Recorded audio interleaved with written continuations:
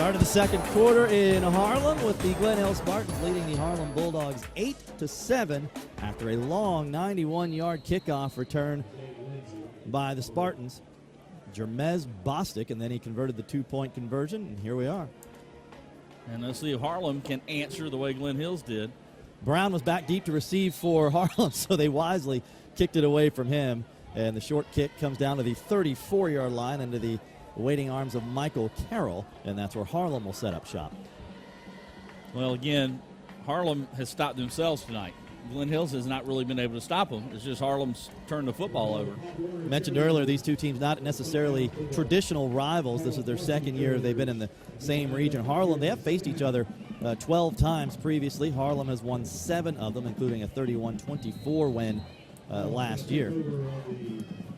It looks like we might be on our way to another close back-and-forth ball game here. At least that's the way it started so far.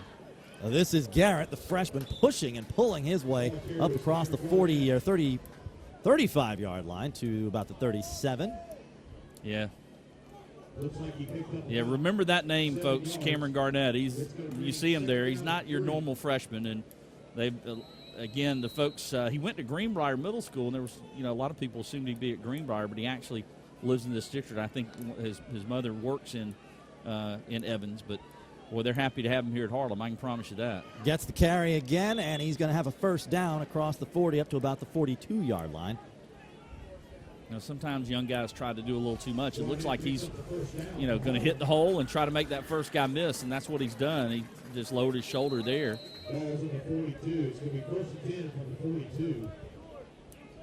So Harlem with a fresh set of downs as they trail by 1 very early in the second quarter. Got 2 in the backfield, both Brown and Garnett. It'll be Brown on the carry, looking for room around the right side. He's got it across midfield, inside the 40. Brown with plenty of room to run. It is A.J. Brown. Touchdown, Harlem. 58 yards for A.J. Brown, and again, he's a kid. If you give him a little daylight, he can fly, and he showed it right there. That's why he's averaging over 12 yards a carry, because he breaks one of those about every 5th carry. I'll tell you what, Nathan Palm and Zach Hughes, if you're listening back at Television Park, you might want to add some extra time for this game, because we are having big play after big play after big play, and the latest, a 58-yard touchdown run by A.J. Brown. The point after is up, and it is good, and Harlem reclaims the lead 14-8 with 10:49 left to play in the half. You're watching Game Night Live on MeTV.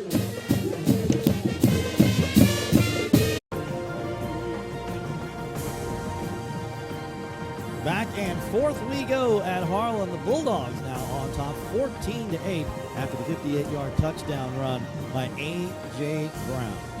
That's right, and of course the extra point. Galat is probably the best athlete in that secondary, Antonio. Dogs need 8, and they are not going to get it. It's a fumble. History, you won't hear any drill sergeant barking orders at the Augusta campus because there's no military obligation and uniforms required. Everyone is welcome to attend Georgia Military College. Start here, go anywhere. A little squib kick taken at the 28-yard line and up to about the 36. And I couldn't see exactly who had it. It was like Stewart. Yep, Stewart. You don't usually see the starting tailback as one of the up guys. That's what threw me. Yeah, and he was a little bit upset because he slipped again. That's second time we've seen him slip on the turf tonight. Well, and again, think about all that rain we had on Monday. There's no way that this ground is completely dry yet. So Glen Hills will start from its 36-yard line, now trailing by 6. We'll get you some other scores from around the area after this play.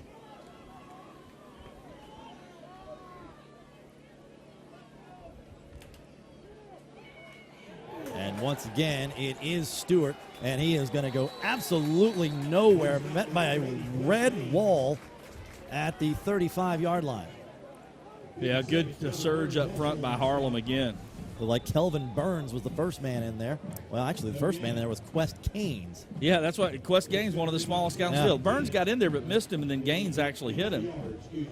Yeah, Gaines played it. He's all over the field. He's not a big guy. There you see him, number 80. He's not all, he's got a cast on his hand. He's not, I tell you, tough little customer right there. So you're throwing some Quest love. That's right. So it'll be 2nd and 9. He gave him a yard on that. As the clock ticks down, under 10 minutes to play in the half. Empty backfield for the Spartans. And on the keeper goes the quarterback, Green. And he didn't get a whole lot either. That was 3, maybe 3.5. Let's get some other scores from around the area. Jefferson County leading Laney 23-0 in the first. Aquinas up 3-0 on Mount DeSales in the second. Washington County 14-0 on Evans in the second. That was your bold prediction. Yeah. That Evans would. Evans needs to make a little comeback there. More scores in a minute. First up, it is 3rd and 6 for the Spartans. Bad snap, and Green going to have to try to make something out of nothing, and he does, and he's going to have a first down up near midfield to the 49-yard line. Yeah, you're right. That could have been a disaster, but Green was, quick on his feet and was able to slip a few defenders and get the first down. We have seen our share of bad snaps this year. That's the first one here tonight. Well, he was also able to pick up about 3 or 4 extra yards because they were tackling him up around his shoulder pads, and you're just not going to bring anybody down and stop them right at the, at point of contact unless you're tackling low, and that's why he was able to fall forward and get more yardage. You need to get down there and coach them up. Well, hey, they're being coached up. I can promise you that. I'm sure it's easy to sit here and say it up here. It's actually doing it. They've heard about it, I assure you. This is Stewart for a big gain inside Harlem territory, almost to the 30-yard line before he's finally dragged down. Yeah, good blocking on this right side here this time for Glen Hills. They kind of sealed that outside and Stewart just had wide open running room. Tackle finally made by Logan Ederly. So another big first down for Glen Hill. Spartans on the move. 8 minutes and change to play in the first half. Certainly the best drive we've seen from Glen Hills tonight. They've had a couple of big plays, but in terms of drives, this is easily the best.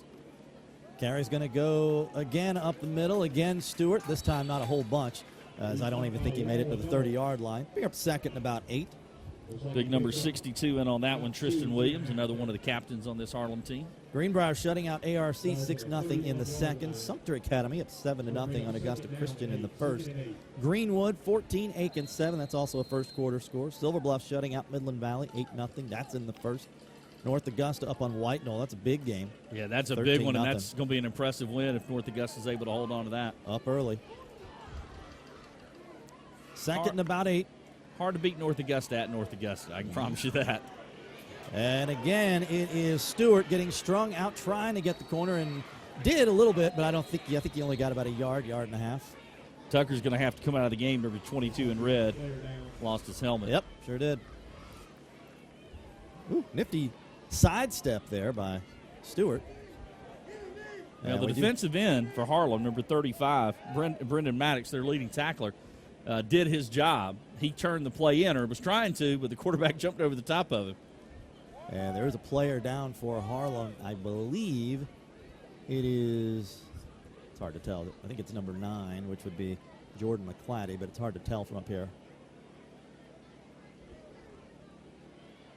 So McClatty, a sophomore who made a nice tackle earlier in this game. While we got a moment, let's tell you about our Glen Hills Scholar of the Game.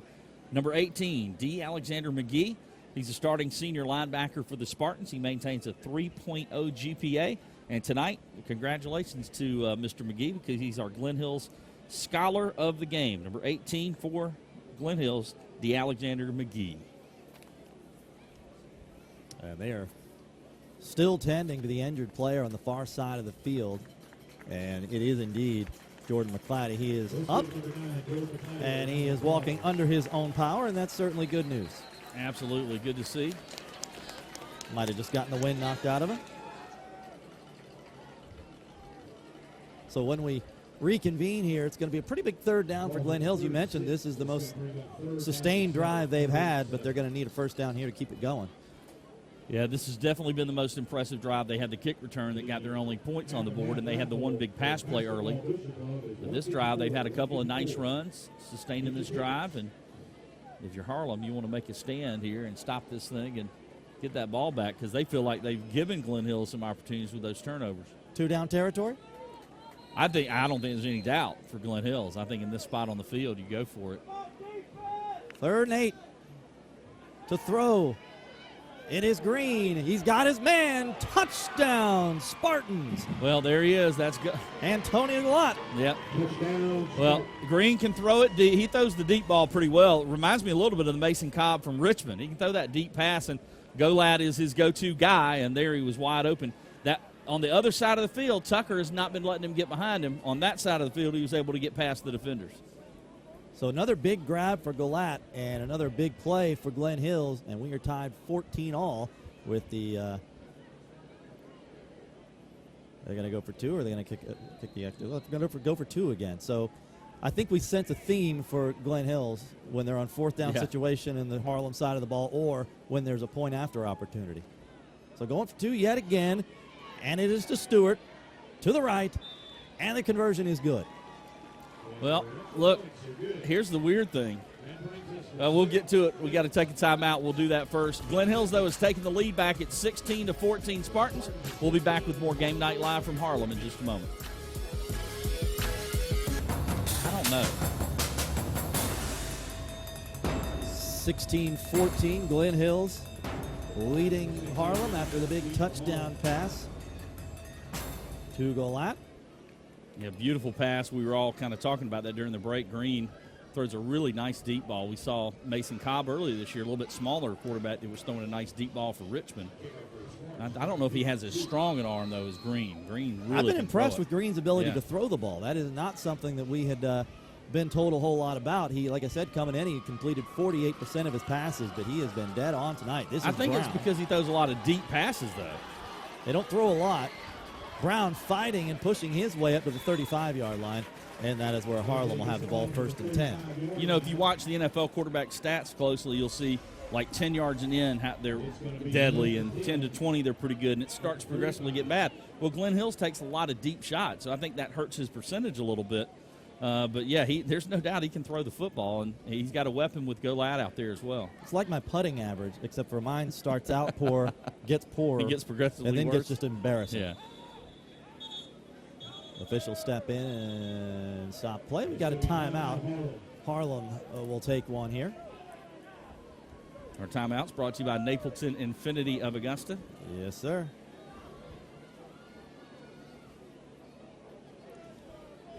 Another score update. Greenwood, I should say, is now up 21-7 on Aiken.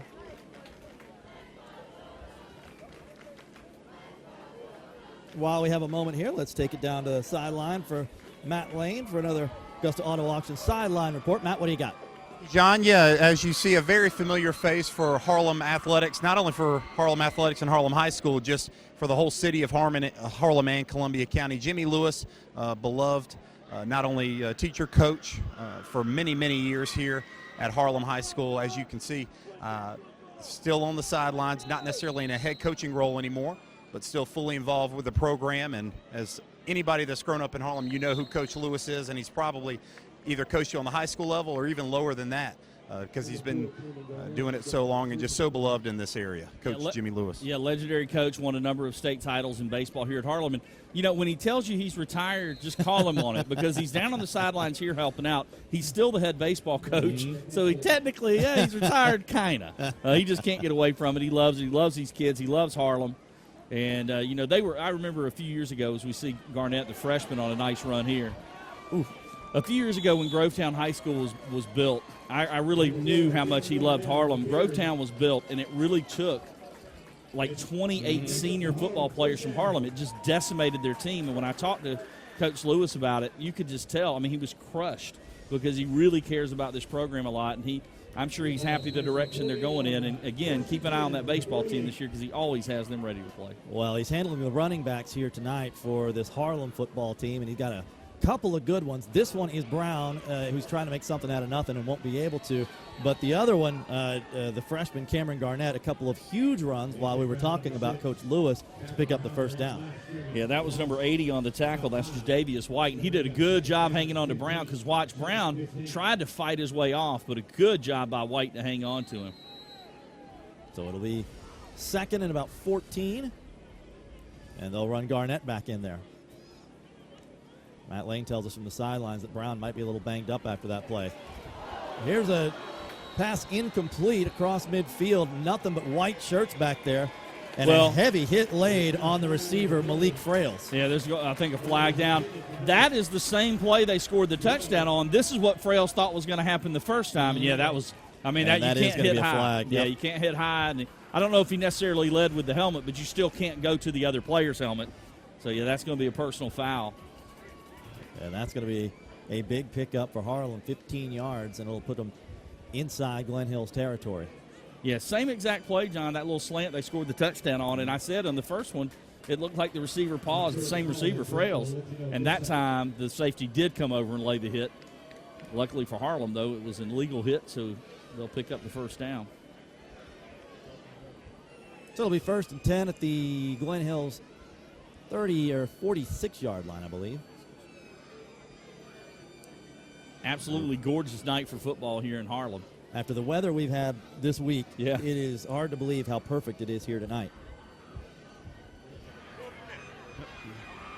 Hold on a second. Wait a minute. We had an official discussion, and now Harlem is retreating. Hey, we got a target on the defense. That's no result. Walk it out, walk it out, walk it out. We got to make sure it's marking it off. First down. Oh, okay. Well, the Spartans got excited there for a second, but now they're gonna mark it off. I was really going to question how they brought that penalty back. It's pretty obvious what happened. But they talked about it forever, but now they've got it right, and it will be at the 42-yard line of Glen Hills. The officials take a lot of heat, but it's a tough job, and for the most part, they get it right. On the defense, you don't remember the 100 calls they get right during the game. You remember the 1 or 2 that they might miss. And this is probably the toughest sport to call. And now we have another whistle. What's this all about? I think Glen Hills was wanting an explanation of what was happening. And it looks like they're talking to the coaching staff for Glen Hills right now. And here comes Coach Nick Collins over to talk to the officials. On the other sideline, Todd Booker, the third-year head coach here at Harlem, also spent 3 years at Hepzibah back in the day. Yeah, and I don't think there's any doubt about the penalty. I mean, he led with his shoulder, but he hit the receiver in the helmet. Yeah. I mean, all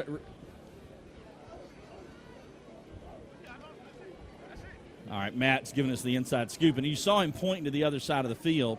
He was upset that the official, not by the play, but the official on the other side of the field made the call. So heads up there by Matt getting that info. So after all that, it's going to be 1st and 10 Harlem from the 42-yard line of Glen Hills. Little misdirection. It's going to go to Garnett, and he'll squirt through to the 34-yard line, and he'll be close to another first down, almost to the 30.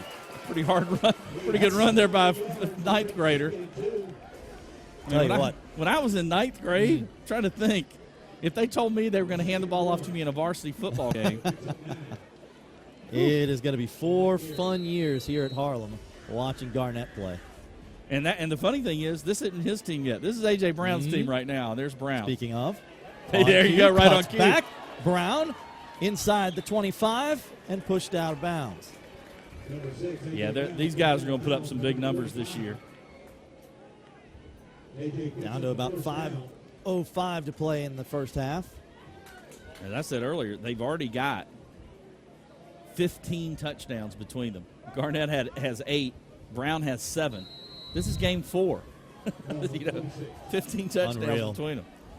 They're 26 yards away from another one. This is Garnett. He's got the right sideline. He's got about 6 or 7 more yards, and they're just starting to bite it off in big chunks now, A.B. Well, what I like about him, and I said this earlier, the first guy doesn't tackle him. And it looks like a lot of times tonight the first guy's had a really good shot to tackle him, but for whatever reason, whether he wiggles out of it, watch this play, a Glen Hills player had a bead on him right here and just – you can't arm tackle that guy. I don't care if he's a ninth grader. You can't arm tackle him, especially up high at the chest. Now, if this were two-hand touch, he's down. He's down. Down for 2 yards. Definitely down. So 2nd and 2 for the Bulldogs as the clock now down to 5 minutes. And the Augusta Technical College red zone is where Harlem has the football right now. And now another flag flies, and Glen Hills is retreating. Now that's going to be an offsides on the Spartans. So a lot of flags on this drive, and a lot of them going the against the Spartans. There's some of the Pop Warner cheerleaders that are out here tonight for Pop Warner night at the stadium. Future Harlem Bulldog cheerleaders. Well, that's one good thing that's helping Columbia County improve the talent pool in football is now you have not just Columbia County Rec Department, which I think does a good job, but you got Pop Warner. Brown with another nice run. You've got Pop Warner. You also have CAFA, which is spring football. So you got some kids playing football almost year-round, and it's just more good players being, produced because of that. And as splintered as the schools have become, here in Columbia County, the more talent you can home grow, I guess, for lack of a better way to put it, the better. 2nd and 6. It's going to be Brown. Brown down to about the 6 before he is dragged down. A.J. Brown, who last year as a sophomore ran the ball for Grovetown, but he was not the feature back. They have D'Angelo Durham there and decided to make the switch over to Harlem, and Chase Pennington, the quarterback, did the same. Jimmy Cronin, the tight end, did the same. They're all starters on this offense, and you mix in Cameron Garnett, a big lineman named Waylon Bell, who I haven't even talked about tonight. And Harlem's got himself an offense. Direct snap to the freshman. Direct snap, but they went a little too quick. And that'll back them up 5 yards. Update on that Greenbrier-Richmond score. It's 13-0 Greenbrier at the half now. They've just gone to halftime. And Evans has come back to pull within 7 of Washington County, 14-7. That's a second quarter score. Yeah, it's funny, John. You pick those games, and I don't know. There's 20 games this week. I could go 19-1. If I missed that Evans game, I'm gonna hear about it. You were catching some heat on your Facebook page. Oh, that's fun though. To be honest with you, I'm glad we started doing that because it is starting a lot of discussion. As that ball is thrown and almost caught, good play by the defender there. Dogs went 4 wide that time. That's the first time we've seen that tonight. And the good play to knock it out of there by Tommy Gadsden. He barely got a hand in there because the receiver was open momentarily. But like I said, just the fact that we're discussing the games and getting amped up for the games, I think that's great for the high school, for high school sports in the area. You've got the same thing going on in basketball with what Chad Cook and William Avery are doing all over the internet, and I just think it's great for these kids. The more exposure they get, the better. So this is going to be Jeremy Glidewell attempting to kick a 27-yarder, and he's going to have plenty of leg. And that is nothing new for Jeremy Glidewell. So the field goal is good, and Harlem reclaims the lead, now 17-16 over Glen Hills with 3:33 to play in the first half. Well, it's been back and forth, and the funny thing is Glen Hills did not capitalize on either fumble. The turnovers didn't really hurt anything, but the kick return, the big plays have. Glidewell, who just kicked the field goal, is Todd Booker doesn't necessarily want to punt on any given possession, but if you have to, he is one of the more fun punters to watch in this area. Glidewell averaging 47 yards per kick. In fact, last year he was named the #1 freshman punter in the nation by Max Preps. Well, and I was going to say, that's the crazy thing. He's only a sophomore averaging that many yards per punt. He's played soccer his whole life, and I was reading a story by our good friend Chris Gay about him, and said that Glidewell was just kicking the ball around the schoolyard one day, and his PE coach saw him, called Coach Booker up, and said, "You might want to take a look at this kid." That PE coach's name, Ryan Guy. There you go. Son of Ray Guy. Yeah. He knows his kickers. All right, let's take it down for another Augusta Auto Auction sideline report. Matt Lane. Matt, what do you got? Thank you, John. Here, as we know, the GMC kicks for college. Each and every time there's a field goal or an extra point, our friends at Georgia Military College are very generous in donating money. We actually have Missy Ussery from Georgia Military College here with us. Wanted to catch up with her. She was here at the local game. And Missy, can you just talk about what GMC offers that other local colleges don't? Sure.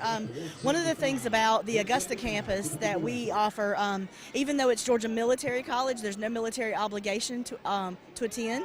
We don't have ROTC or the cadet program in Augusta. That's in Milledgeville. The thing that I loved as a student was the small class size. sizes. It was very helpful to get to know the professors one-on-one that way. Typical class size would be 18 or so. The other thing that's really great is the quarter system. Classes last just around 9 weeks, and then you're moving on to the next batch of classes, which is great. The other thing that I think was the most helpful to me as a student was free tutoring. College algebra and I didn't get along all that well, but with the free tutoring, it really got me through, and it's available in every subject. Tony Mayo, Communications 1101, one of my favorite teachers, actually. I went to GMC in Milledgeville, so a lot of great teachers there. Can you talk about some of the favorite courses of study that the incoming freshmen, sophomores like to Sure. take? Our pre-nursing program is really popular. It's one of the largest at our campus. It offers all of the prerequisites that are required for students to be able to go on to nursing school. Another one that's really popular is our general studies. So students who perhaps maybe didn't do so well in high school, or who want to stay at home and save money, save time, they are able to do their core classes, and then when they're finished with their general studies associate degree, they can transfer on to a four-year college and finish with their bachelor's degree there. And real quick before we let you go, what kind of qualities do y'all look for in a prospective student over at GMC? Sure. We're an open enrollment college, so there's no minimum GPA requirement, which is great. So that offers an opportunity for somebody who needs a second chance, or somebody who maybe got a GED instead. We're open enrollment, so we allow them the opportunity, because everybody deserves a chance to start here, go anywhere.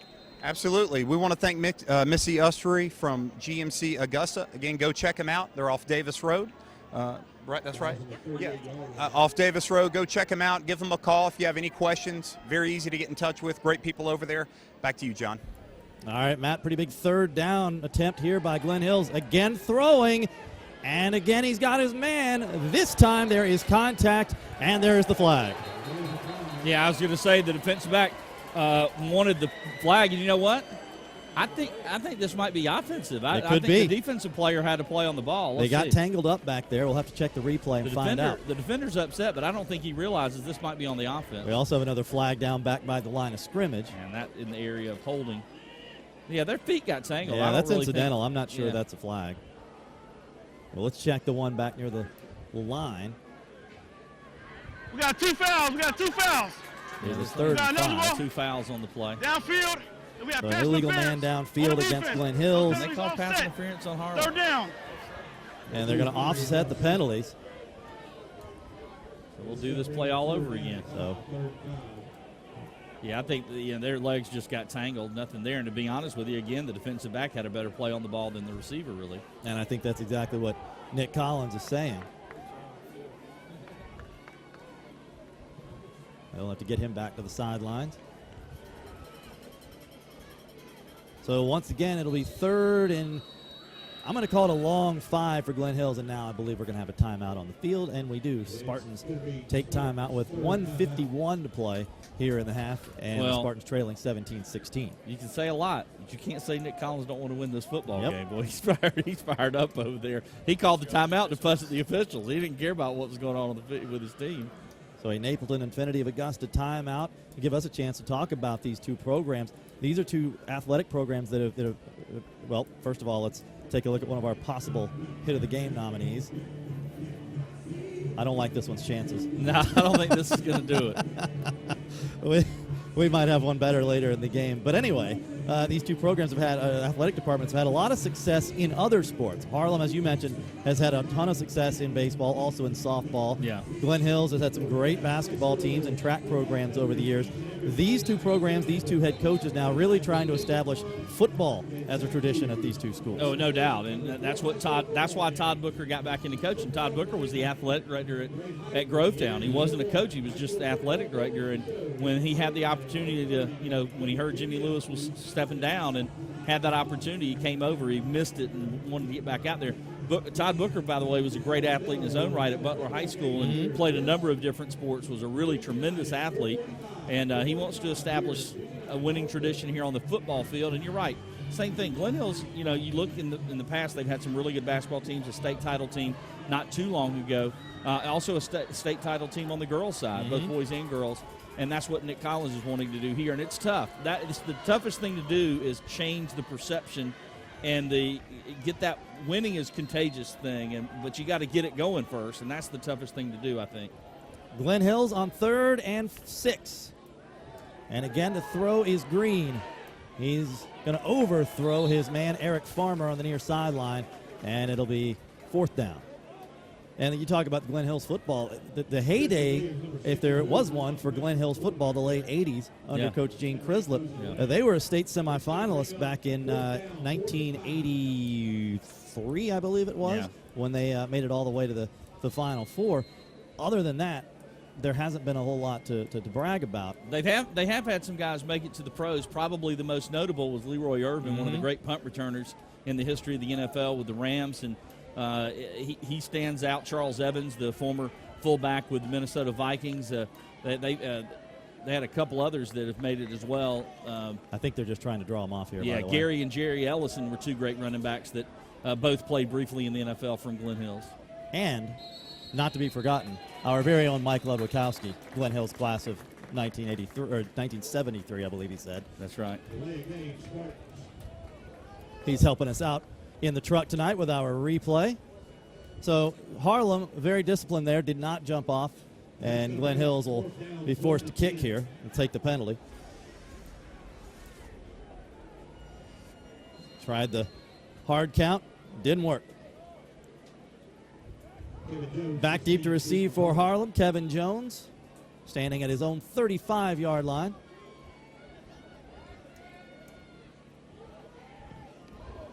They came after that punt and almost got it. And a great Glen Hills bounce inside the 30-yard line, and so Harlem will have it at about the 28-yard line with 92 seconds left to play here in the first half. Yeah, I tell you, we were talking about Jeremy Gladwell, and the Glen Hills punter just booms one. Of course, he benefited from an incredible roll. But just Harlem, up the road. Sorry, AB, go ahead. No, I was just going to say, Harlem starting up shop here. They've taken the lead. Now they would love nothing more than to be able to march down the field and put some more points on before halftime. Just up the road, Evans has tied it up with Washington County 21-21 as they play in the second quarter. That's a good Evans football team. They've got what you need, weapons. They've got a quarterback in Demekus Taylor that's good. They've got a great running back in Corey Watkins. So here goes Harlem with 92 seconds to go, and they go to Garnett. He'll push it across the 30-yard line to about the 34, close to another first down, and we'll have to check the spot to see if he got it. I think he did. Yep. I think if you tell some of these Glen Hills defenders tomorrow that kid's a 9th grader, their mouths are going to hit the floor because he's not running like one. And again, his time's going to come. We're giving him a lot of attention tonight, but he deserves it. He's had a great start to his varsity career, and here goes Brown. Straight up the gut is Brown. Across midfield, and we got a flag down. Yep, flag down way back at the 29-yard line. Wow, there was a huge hole there for Brown. I believe we're about to find out why. Yeah, watch this, though. I mean, on the offense. Hole. Nobody still first down. So a big gain going to be wiped out for Harlem on a motion penalty. Yeah, this is not a quick strike offense, except for the fact that Brown can break a run anytime, but not a quick strike. Although you wouldn't know it from tonight, they did have the 45-yard touchdown pass. It's going to be first down, first and 15. So it'll be first and 15. The packed Harlem side of the stands here tonight. Hoping to see their Bulldogs with some late second quarter magic. This is Garnett going to get hemmed in on the sideline and forced out at the 35. Well, nothing wrong with going out of bounds here. You stop the clock if you, in fact, are trying to go down the field and score. At some point, Coach Booker's going to have to make a decision whether we're going to try to do everything we can to get points or be content to go to the locker room up by 1 point, 17-16. I mentioned Coach Booker. He coached at Hepzibah from 2002 to 2005. Actually has the highest winning percentage of any coach in Hepzibah history. This is Brown, and he's got nowhere to go up to the 34-yard line.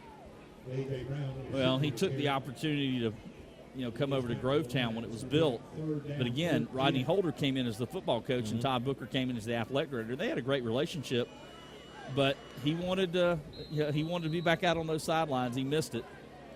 And the opportunity arose here at Harlem, and he's, like he said, he's really changed things here there's a lot of excitement around this program. Even before this season, you could see it building. And then this year, an influx of some new players, some talent, and the team off to a pretty good start.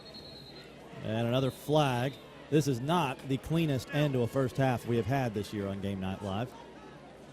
Really. And again, one thing that Harlem is kind of known for is they run that, they're going to run it right down your throat. You know what they're going to do, but they don't turn it over and don't have a lot of penalties. Tonight, we've seen a little bit of both. And I know Coach Booker's not going to be pleased with that.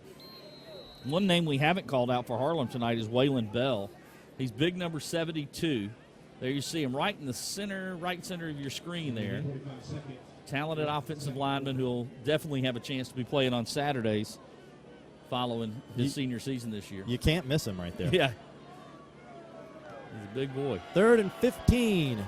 It is Garnett. Hurdles one man, and guess what, folks? Stop me if you've heard this one. We have a flag down.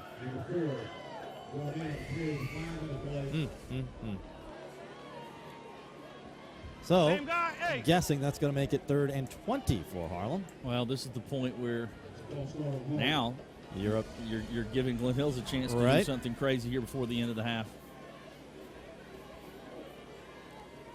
So, 3rd and 20. So, I don't know. Glen Hills has no timeouts left, so if I'm Harlem here, I might just consider taking this to the locker room. Yeah, absolutely. I don't think that's definitely what I would do, and it looks like that's what they're planning here.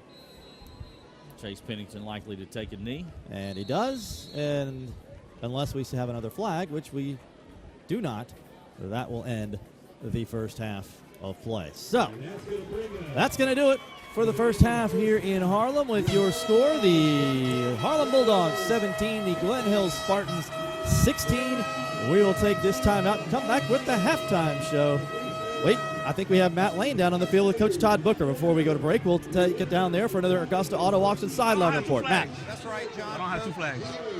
Why don't I have 2 flags? Why isn't he doing his flag? I don't know, man. So you got your guys off? You got his guys off? Sloppy. We're not playing very well right now. We need to go in and make some adjustments at halftime. But we got to come out ready to play. We didn't control the line of scrimmage at the beginning of the game, and we're giving up way too many big plays. I don't know, great running back combo you have and some big plays. Are you looking to maybe establish some drives, maybe wear a little clock out? Because really it didn't go so fast. Usually when you have 2 teams that are kind of running the ball, it kind of took a while. Yeah, it took a little while. We're trying to establish the line of scrimmage. Like you said, at times we did it, at times we didn't. We just got to get back to doing what we do. I got you. Thank you, Coach. Thank you. Back to you, John. All right, Matt Lane on the sidelines with Coach Todd Booker as Harlem Bulldogs leading here at the end of the first half. So now we'll take it to the half with your score. The Harlem Bulldogs 17, the Glen Hills Spartans 16. We'll be back with the halftime show here on Game Night Live.